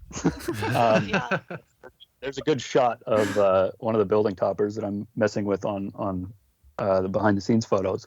That's like this weird drill bit holder that's like this spirally drill bit holder with a flashlight glued to the top of it, sticking vertically, but then all of the interior of the flashlight glued on top of that. So it's just like you just open up a flashlight and it's full of cool random pieces, right? But I got to say, my favorite building topper that I scratch built was it's seen right as the final approach to LAPD, when you see the LAPD is completely revealed and you're flying up to it. Off to the right-hand side of the screen, on the top of the last building at that scale before it drops down, you'll see this weird dome thing with a couple of things sticking out the side of it. And what that is a dome trash can lid, one of those ones with the swivel tops, glued to a flower pot upside down, so it looks like an observatory. Now, the thing is, in the Blade Runner universe, or in Los Angeles, you can't see the stars at night, right? There's too much pollution. The whole planet's ruined. There's too much stuff in the atmosphere. And so as a model maker, you just go and, you spend your day making stories about how something looks. And what I did was I was like, all right, well, whoever lives in this building, for whatever reason, couldn't get off world, but had the wherewithal to be able to observe off-world. And so what he's done is he's created a binocular X-ray telescope to look off-world. And so he's got this, this trash can lid, and what's sticking out of it is two, I think they're like 6-scale cannons, probably from like Master and Commander or something, that were in the bitch box. And so what it is that's just glued at an angle, and it just looks like a little observatory on top. And I even have a little door on the side of it, so you can like go in there. And it's just a flower pot sitting on top of a thing covered in little wires and things to make it look good, and then a bunch of antennas sticking up the top. And I think they put some fiber optics there, so there's a blinky light as well. But it's those little storyteller elements that we as model makers just adore, being able to put that little story in there that doesn't have anything to do with the script or anything, but you want to be able to create an environment that, if Kay decides to turn left down this corridor, there's a whole new rest of the universe there. It doesn't just stop there. You want everyone to be able to explore outside of our main character story. And I think having a bunch of model makers going in and putting these little story elements on, like that guy's apartment has a bunch of cords in it because he doesn't want to pay for power or whatever. So he just has running extension cords out of his neighbor's house. And when you get a bunch of different people telling those little miniature stories, it simulates what's happening in that city. Is you've got all of these different handymen or contractors or people just problem solving in a city, trying to figure out how they live. It's like, okay, well, we have the best water tower over here, and now we need to defend it somehow. It sounds like you guys were able to kind of, in some regards, take liberties in those aspects. Like if you had a story, you're like, I want to build this thing, or whatever. Did you have the liberty to be able to do that? It sounds like you did. A little bit, yeah. As long as it fit within the main narrative, obviously, because no one's going to tell the story about the guy that lives in that building because he's boring as fuck, right? Yeah, touche. But I'm gonna make that little thing as visual noise to, I guess, satisfy my own model making ambitions, right? And when you're able to apply that, it kind of answers questions like, okay, if someone lived here, what would it look like? Or when we got into sending them rushes of the fly-through of the Los Angeles area, one of the first notes we got back was, it's too bright. Like, there's too many city lights. It says the buildings up here are too inhabited. And one of the things that our 3D modelers did when they were doing the architecture of the different buildings is deciding what age that building was, because that tells you how many windows there are. It's a lot cheaper to build a building without windows. And so the new sci-fi looking buildings have very, very, very few windows, because who's going to inhabit it, right? It's some sort of working organism. You don't need a window, nothing to look at outside. And so when you fly through, what you see is different age buildings. But the ones with a lot of windows have basically no lights coming out of them. Like, you'll have a let's say 7-story building, and there's only 3 lights on in the whole building, and they're all on the same floor. And so because we built the buildings the way we did, we could art direct which windows were on and off. Stephen also developed a way to add parallax to the windows, something to kind of expand on beyond what they were able to do in Blade Runner. Because in Blade Runner, it's all just colored windows. And if you could go look at a cityscape at nighttime, you'll see that any one building isn't one color of lights. No one buys the same color light bulb. You'll see one freaking room in somebody's house is a different color than the other one because they just bought different temperature light bulbs. And it's just like, how can you live like that? But most people do. Or someone else has different colored wallpaper in there, or somebody's curtains are drawn here. And so what we did for several of the buildings that were right up close is laser cut little MDF boxes that we then glued paper pictures onto the back of. So we would just print a bunch of different colored living room sets with little couch and a little window and just living room stuff, and we just glue those on the inside. And so when the light shines through that colored paper, it's changing the color of the light that's coming out. And gluing these little windows on there, if you were able to see the visual effects shots at full resolution, what you'd actually see is that the front of the building and the back of that room are parallaxing as you're flying through them. So there's a final dimension within the building that you're able to see through as you're flying by. Wow. That's so cool. Awesome. And what I love about those kind of details is watching it, the eye is not going to pick up all of those details, but without those details, the eye will absolutely notice the dearth of it. And so it's so important to have it all there, because we digest these kinds of images every single day, and you'll know when something doesn't feel real and doesn't feel lived in, because we're humans and we're absolutely, just keyed in on all these things. Even if you can't put your finger on it, something's wrong. And so it's just absolutely genius the way y'all went about creating all this. Yeah. Your brain's mapping information, whether or not you're processing it. That's right. So any last thoughts? How can we get more in touch with you and, digest some of your work? I know you have a lookbook that's out there on 2049. And so we'll link all that in the show notes. I've got it here. Whoa. If you wanted to see what the cover looks like. Oh my God. Oh, it's out of focus. I can't see it. Oh no. Come on. Oh no. It doesn't like you. It doesn't like me. I'm sorry. It's trying to blur it out. That's hilarious. Definitely recommend that book, because I learned a lot about the way they made this film by reading that book, because we only did a very, very, very small part of this, of course. But the people that actually told this story, its an entirety, the rest of the story is in that book. So definitely go find that. But Cassie and I have Instagram and nothing else pretty much. So mine's Christopher Menges. And mine's Adventure Lopez, which doesn't make sense in a pandemic because I don't adventure at the moment, but that's okay. The adventure is in her. Yeah. It's all about the art now. It's about the art adventure. We can put that in the show notes for sure. Absolutely. Yeah. Any final thoughts, man? I really appreciate y'all coming on and taking the time. Oh yeah, thank you. It was a good trip down memory lane. Memory lane. That's awesome. I mean, I just want to say thank you guys so much for joining us and giving us your time and that this look into such an amazing film, and kind of like, peeling the veil back so that we can see a little bit about like what goes into something like this and the detail, and not just the detail but the love, because I think that you've got to love this kind of thing in order to come up with these ideas. Oh, let's try toilet paper or whatever, and just to know when you watch a movie like this that someone made all of that. Yeah. It's so easy to forget when you're watching something and you're so immersed in a film like this and immersed in the story and the characters and all that stuff, which you should be, that someone built all of that is just incredible. And so to be able to chat with you guys has been fantastic. So thank you so much for all that.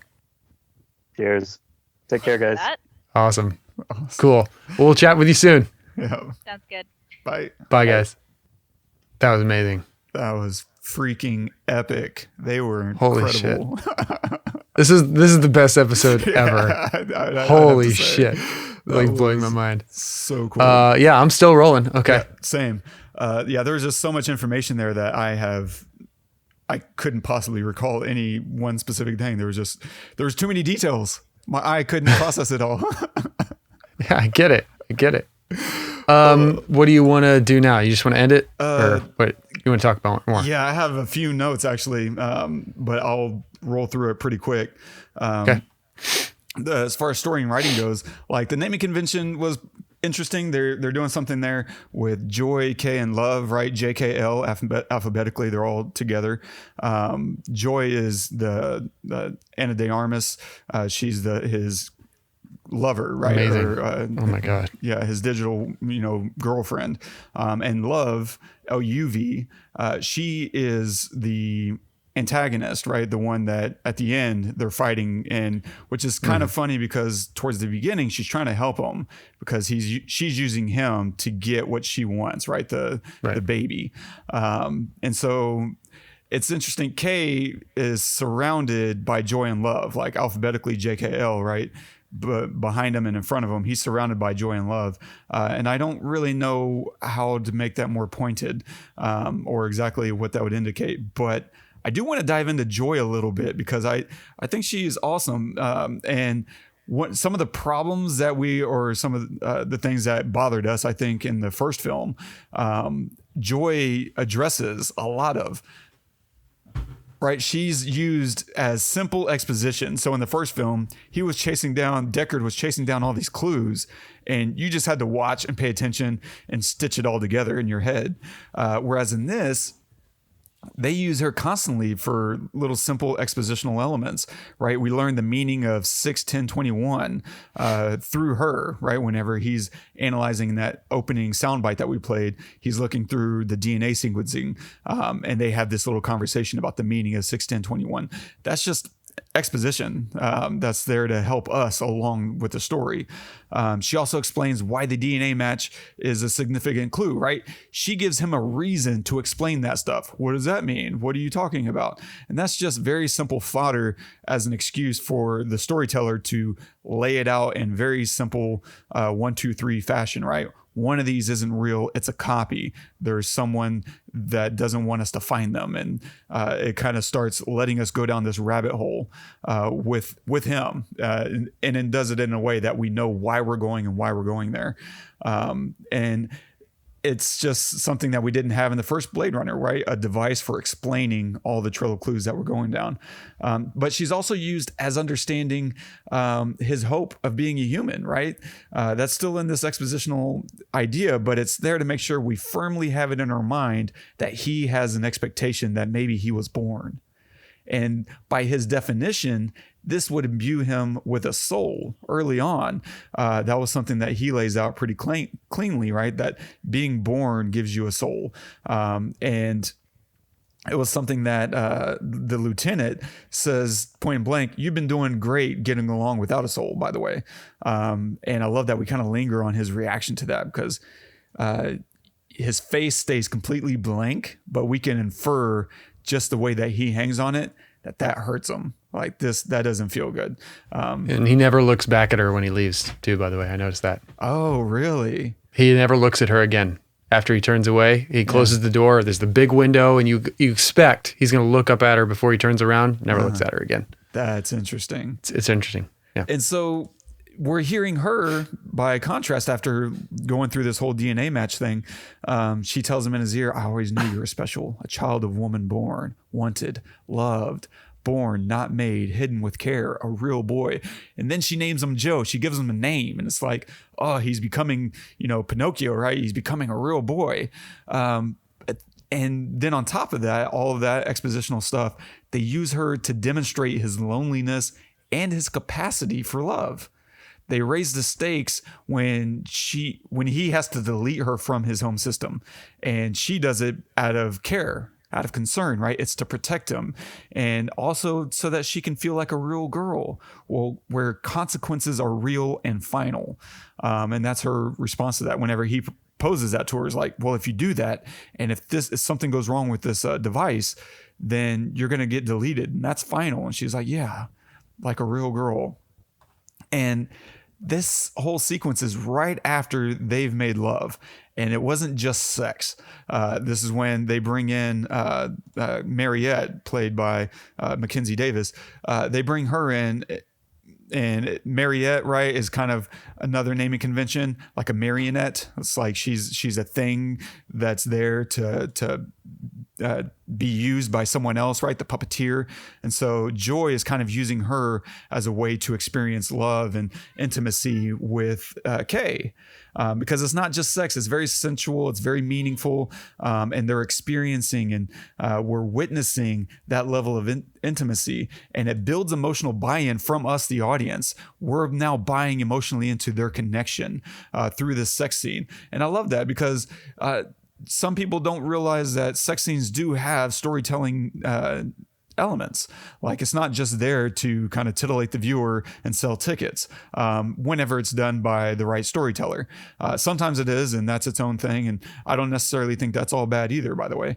But that's a whole other element. Here, it is for a very specific purpose, and it's getting us to emotionally buy in to their connection. And that's important for the audience. But we also, this is important too, we also don't see her naked in that scene. They're having sex and we never once see her nudity because it's an intimate moment between them, not a lewd or gratuitous moment for the audience. This is also important, and we'll circle back to that here in a second. But they also use her, and this is maybe my favorite part about her, because they use her to question what it means to be sentient as a program. Now, this builds on the themes and ideas of the original Blade Runner, because it was all about what does it mean to be human, right? The first Blade Runner was kind of making a case that being human was a collection of experiences. And she, just like some of those original Nexus 6 units, she shows all the capabilities of humanity, right? Fear, love, passion, and desire, and these experiences, right? She's using a human to experience sex with gay.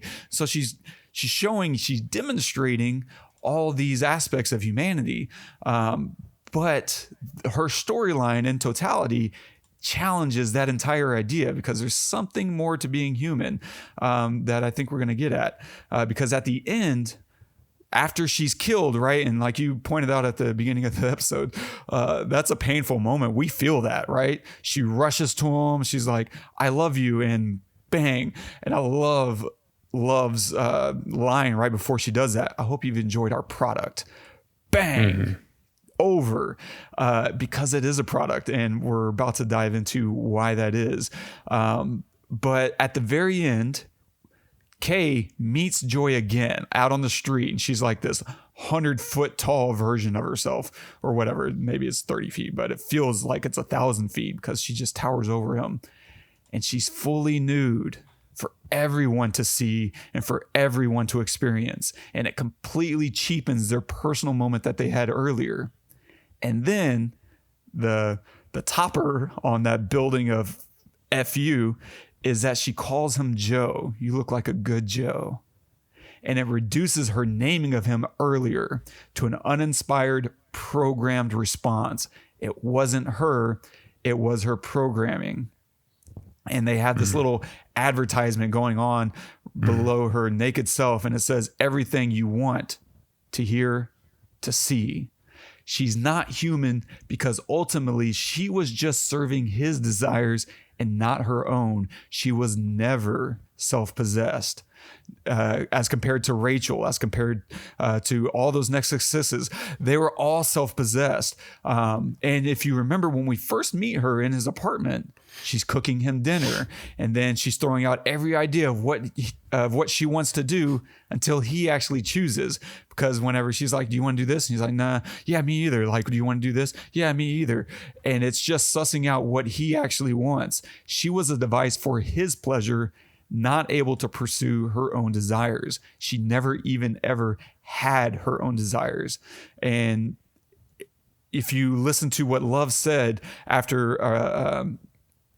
or not Love, I'm sorry, Mariette, after their whole little episode, she tells her, I've been inside you.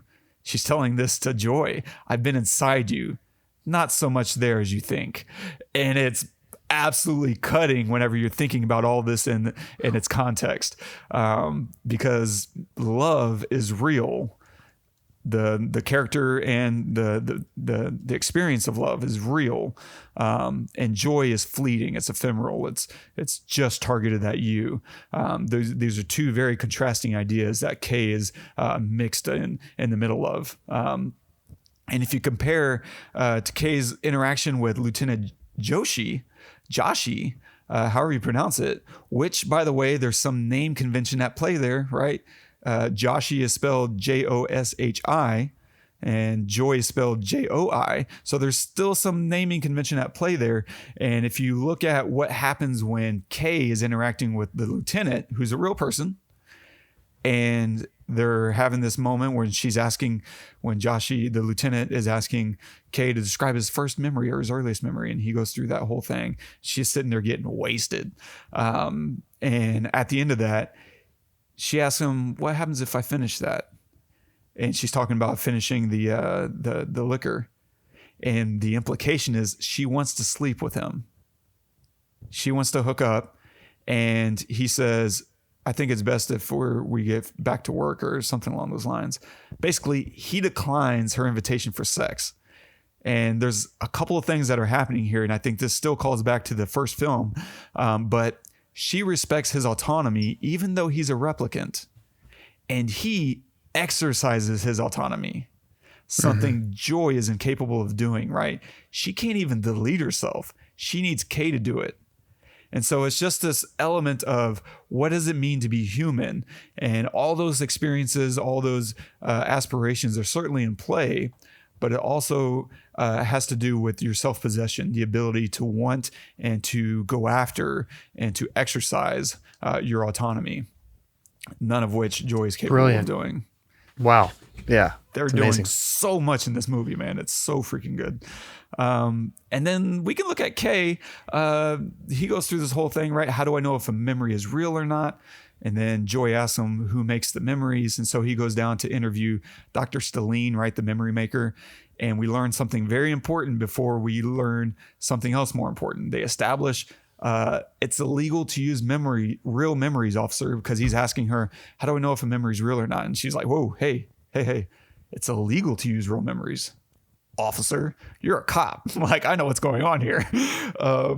And so we're establishing something important, though. It's that he is not supposed to have any real memories. And so if he does have any real memories, that means he's a real person. And so she sees his memory, she cries and confirms it's real. What we don't know is the reason she's crying isn't because she's this incredibly sensitive person, which I think is perfectly echoed through her performance, right? She's very soft and almost speaks at a whisper and with all this passion. And when she sees this memory, she's crying because she knows this is her memory. But to us, it's confirming that he's a real person, and that's all reflected in him freaking out, right? He's been living his life like a replicant. He's been tricked. What a terrible thing that he's been wasting his life under this false belief of who he actually is. And what I love about this little sequence is that he begins acting like a human. The very next scene, he's botching his baseline test. And so to begin acting like a human, he only needed to believe he was a human. And that's a really profound idea. Whenever you're asking this very fundamental question, what does it mean to be human? Well, it's just to believe that you are and that you are capable. It gets into this other aspect of Arminianism versus Calvinism, predestination versus free will, that kind of permeates this whole universe as well. And I don't know, maybe we can arrive at something that here in a minute, but something else happens later, right? Then we meet Deckard, and they do something really fun here, which is switching perspectives, because initially whenever we meet Deckard takes a shot at him, right? And Kay jumps, and then he flees. And now we're following Kay around the nightclub, and he's hiding from Deckard. We don't know where Deckard is until Deckard finds him, right? He shoots, nearly takes his head off. Then we switch after that. We switch to Deckard's perspective, and now we lose track of Kay. We don't know where he is until he attacks Deckard back. And we're now beginning to identify with both characters. We're watching the new one and the old one, the old Blade Runner versus the new Blade Runner, and we're seeing them kind of find common ground. And I think that's important to kind of have these perspectives, because up until this point, right, this entire film has been told through Kay's perspective, but the entire first film was largely through Deckard's. And so beginning to kind of pull him in a way that helps us see that he's not a side character, he's a main character, is very important. And then after they meet, they have to sit down. There's a very important thing that happens that I don't think anybody missed. But Deckard pours some whiskey for the dog. The dog comes over and drink it. And we all have the same thought. Is this a real dog or a creation? And, right on cue, Kay asks, is it real? And Deckard's response is so perfect. He says, I don't know. Ask him. And it's giving you a big question of what does it mean to be real in the first place? Things can define themselves. And if you're trying to figure out, is this dog real or not, that kind of answers its own question. Like the idea that you don't know kind of makes it real. Because after Deckard is taken and he's flying away, the dog, we have this shot, the dog sadly walks over to the window and watches his owner being taken away from him. Now, we don't know if it's an artificial dog, but what could be more real than a dog that loves its owner? I mean, it's a very simple aspect of what it means to be a dog, and we are completely bought in, and it just doesn't matter if it's technically real or not. It's real because it's acting real, and it has these real impulses.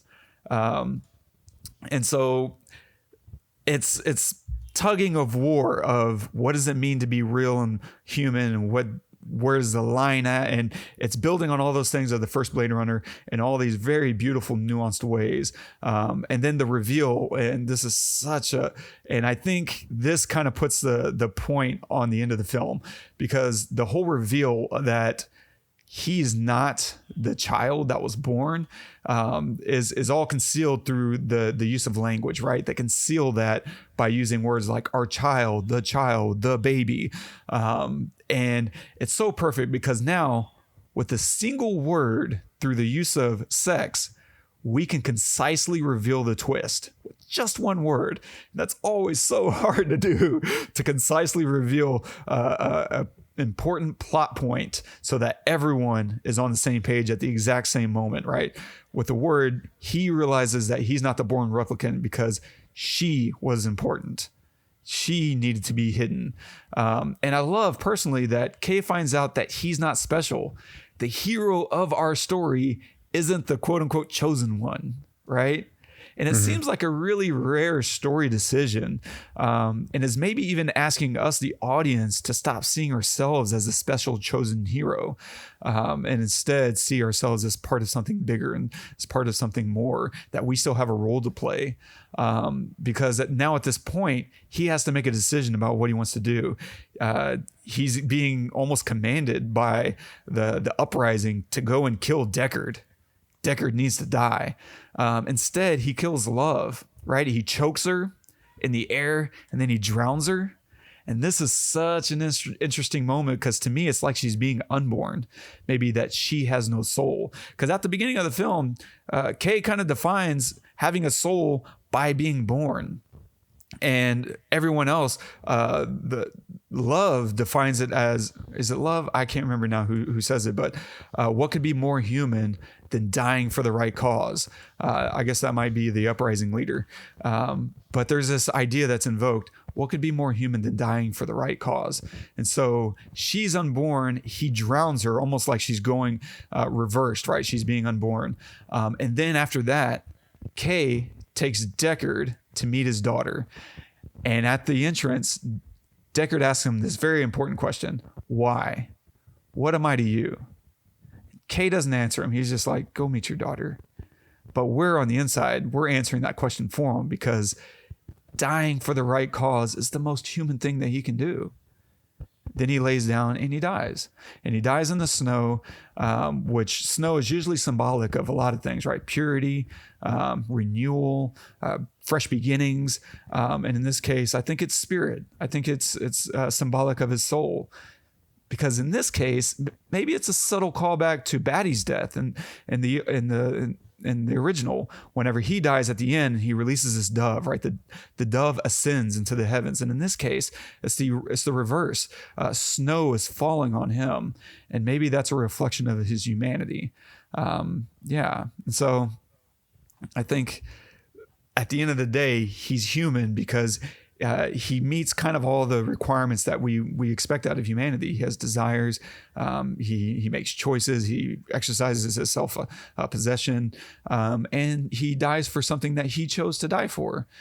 He chose to die to reunite a man with his daughter. That's beautiful. Yeah. Wow. Brilliant.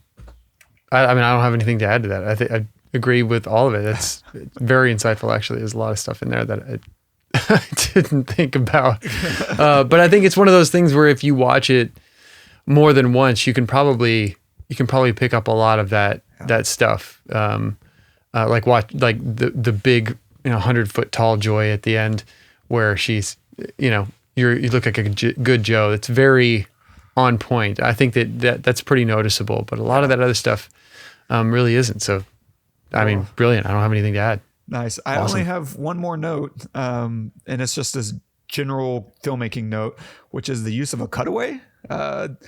It's something that happens a lot. But one of the things that's hard to do is sell an effect, a practical effect, right? Someone gets punched in the face and they're bleeding. Blood doesn't just come out. Usually, it's just done bang, bang, and suddenly there's blood everywhere. But you really need a little bit more time. And they use that to great effect here. Kay hits that slave laborer, right, with all the child labor, hits him in the face with a gun. Instead of just his fist, it's a gun.